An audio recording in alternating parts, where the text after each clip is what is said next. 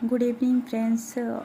कल हम लोगों ने लास्ट वीडियो में 25 क्वेश्चन तक डिस्कस कर लिए थे। उसके आगे के क्वेश्चन को हमें डिस्कस करना है। ठीक है, 26 से हम स्टार्ट करते हैं आज। भारतीय मानसून के संदर्भ में स्टेटमेंट दिया हुआ है कि मानसून की उत्तरी सीमा शब्द को सबसे अच्छी तरह से परिभाषित करता है। तो ऑप्शन सी है, मानसून की सबसे उत्तरी सीमा जहाँ तक किसी विशिष्ट दिन मानसून पहुँचा है, एनएलएम उसी को कहते हैं, एनएलएम। ठीक है, नेक्स्ट है 27। कह रहा है उदारीकृत प्रेषण योजना LRS यानी कि लिबरलाइज्ड रेमिटेंस स्कीम, इसके संदर्भ में स्टेटमेंट दिए हुए हैं। तो पहला स्टेटमेंट है, लिबरलाइज्ड रेमिटेंस स्कीम के अंतर्गत अवयस्कों सहित सभी निवासी व्यक्तियों को प्रति वित्तीय वर्ष में 2,50,000 अमेरिकी डॉलर तक मुक्त रूप से प्रेषित करने की अनुमति है। तो ये स्टेटमेंट करेक्ट है। सेकेंड स्टेटमेंट, हाल ही में LRS योजना Hindu undivided family and corporate forms को उपलब्ध कराई गई है। ये स्टेटमेंट गलत है, तो इसमें सही पूछा है, तो ये हमारा क्वेश्चन नंबर 1 करेक्ट हो जाएगा। अगला है, ये पर्वतीय वर्षा के बारे में दिया हुआ स्टेटमेंट है। जो कई टाइप्स के वर्षा होते हैं, जैसे कि हमने पढ़ा हुआ है। एक होता है कन्वेंशनल रेन होती है, फिर माउंटेनियस रेन होती है। ठीक है, अभी इसमें जो दिया है, अरब सागर से आने वाली आर्द्रता युक्त, यानी कि अरब सागर किधर है, इंडिया के ये इसी वाले एरिया में अरब सागर है। ठीक है, तो आर्द्रता युक्त जो विंड्स आती हैं, उसके कह रहा पश्चिमी घाट के पर्वतमाला से टकराती हैं। ठीक है, उसके बाद कह रहा है ये आर्द्र पवनें इन पर्वतों के अवरोध के कारण ऊपर उठने लगती हैं। ये पवनें कहाँ उठने लगती हैं? ऊपर उठने लगती हैं।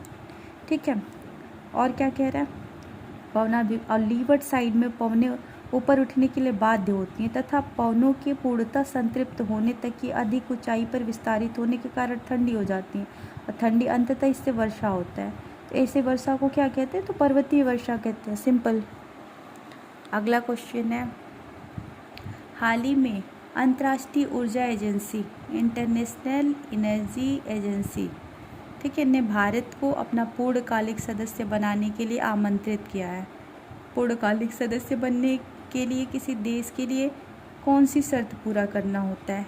तो पहला तो स्टेटमेंट दिया, OECD का मेंबर होना चाहिए, आर्थिक सहयोग और विकास संगठन का सदस्य होना चाहिए, यह करेक्ट है स्टेटमेंट। सेकेंड है, इसके पास कच्चे तेल का भंडार विगत वर्ष के शुद्ध आयात के 90 दिनों के बराबर होना चाहिए, यानी कि पिछले साल हमने जो इम्पोर्ट किया है तेल का, वो 90 दिन के बराबर होना चाहिए, ये भी स्टेटमेंट सही है।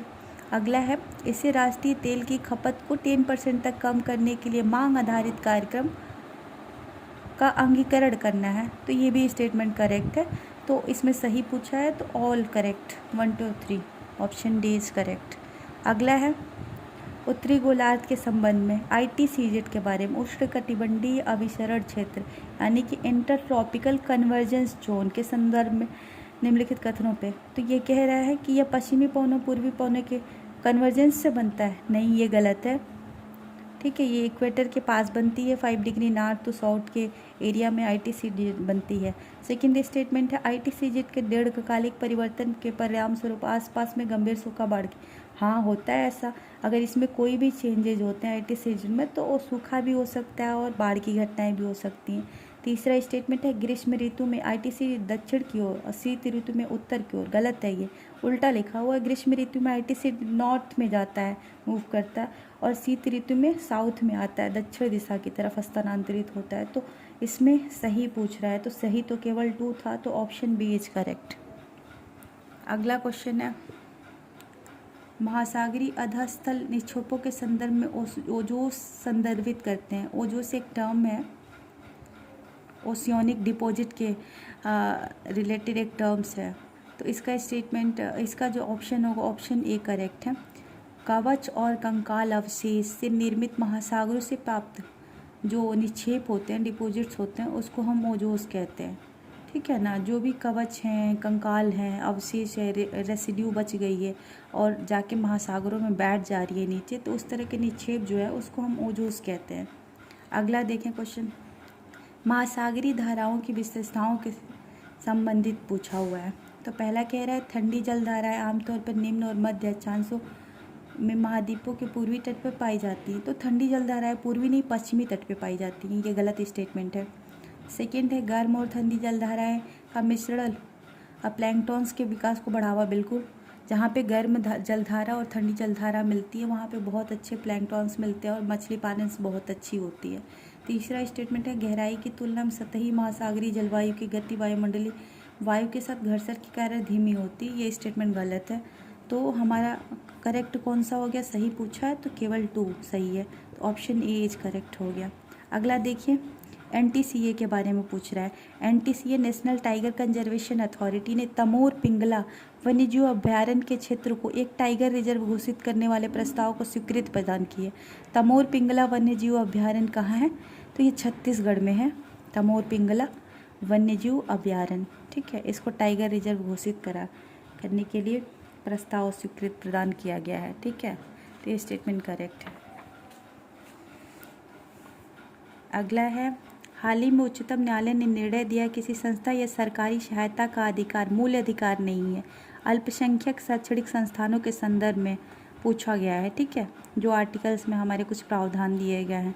तो ये कह रहा है आर्टिकल 15 राज्य को अल्पसंख्यक शिक्षण संस्थानों में पिछड़े वर्गों की उन्नति के लिए आरक्षण देने का। आपको पता है आर्टिकल 15 में ये प्रावधान नहीं है, इसमें भेदभाव का प्रावधान किया गया है। किसी जाति वंश धर्म इसके रिलेटेड का भी हम भेदभाव नहीं करेंगे, तो ये तो गलत हो गया। शिक्षा का अधिकार अधिनियम अल्पसंख्यक दर्जे वाले स्कूलों पर लागू नहीं होता है, ये सही स्टेटमेंट है। शिक्षा का अधिकार अधिनियम जो है हम अल्पसंख्यक वाले स्कूलों पे नहीं लागू कर सकते हैं, तो ये स्टेटमेंट सही है।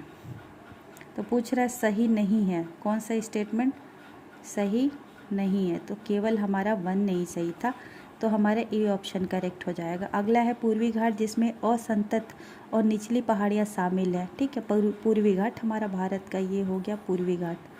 ठीक है, तो कह रहा है अनकंटिन्यूअस रेंजेस माउंटेन्स, टूटी फूटी रेंजेस मतलब बीच बीच में ब्रेकेज हैं, नदियाँ बहती हैं, इसकी वजह से नदियों द्वारा अत्यधिक अपरदित हो जाता है, इरोजन बहुत होता है इस पर। पूर्वी घाट की महत्वपूर्ण श्रेणियाँ हैं, तो महेंद्रगिरी पहाड़ियाँ हैं, इसमें सबसे ऊंची पहाड़ी है पूर्वी घाट की। पालकोंडा भी पूर्वी घाट ही है, जवादी भी पूर्वी घाट है। अन्नामलाई ये नहीं पूर्वी घाट, ये पश्चिमी घाट की सबसे ऊंची चोटी है। तो पूर्वी घाट में कौन कौन है? 1 2 3, तो हमारा ऑप्शन हो जाएगा 1 2 3, ऑप्शन डी करेक्ट हो जाएगा। अगला क्वेश्चन है, ज्वालामुखी विस्फोट के संदर्भ में निम्नलिखित कथनों में से कौन से सही हैं?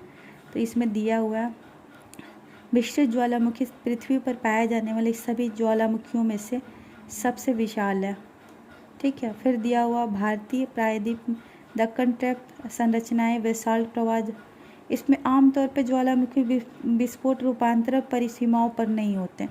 ट्रांसफॉर्म बाउंड्री जहाँ पे होती है, 2 प्लेट्स की बाउंड्री मिलती है, यहाँ पे ज्वालामुखी विस्फोट नहीं होते हैं, क्योंकि यहाँ जो होता है बाउंड्री पे गैप होती है और यहाँ पे ज्वालामुखी का फॉर्मेशन नहीं होता है, इनसे साइड्स पे होते हैं। तो ये ऑप्शन करेक्ट हो गया इसका। ठीक है, डी। हाल ही में भारत सरकार ने बीम्स कार्यक्रम का आरंभ किस उद्देश्य से किया है?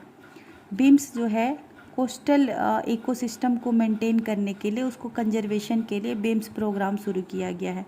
ठीक है, अगला देखिए, ये दिए कुछ धाराओं के नाम, उसकी विशेषता दी गई है। तो लेब्राडोर ठंडी जलधारा है, क्यूरोसियो गर्म जलधारा और कनारी गर्म है। कनारी गर्म नहीं, कनारी ठंडी जलधारा है। तो कौन सा सही सुमेलित है? तो सही है पहला और दूसरा। ठीक है, क्वेश्चन ये सही हो गया। आज के लिए बस इतना ही रहने देते हैं। 38 क्वेश्चन तक हमारे कंप्लीट हो गए। इसके बाद हम कल को क्वेश्चन देखेंगे। धीरे धीरे हमारी सारी चीज़ें यूपीएससी के कंप्लीट होते जाएंगे और हम पूरा एक्सप्लेनेशन सहित इन चीज़ों को पढ़ते जाएंगे। कृपया मेरी वीडियोज़ को आप शेयर करें और लाइक करें और मेरे चैनल को सब्सक्राइब करें। Thank you.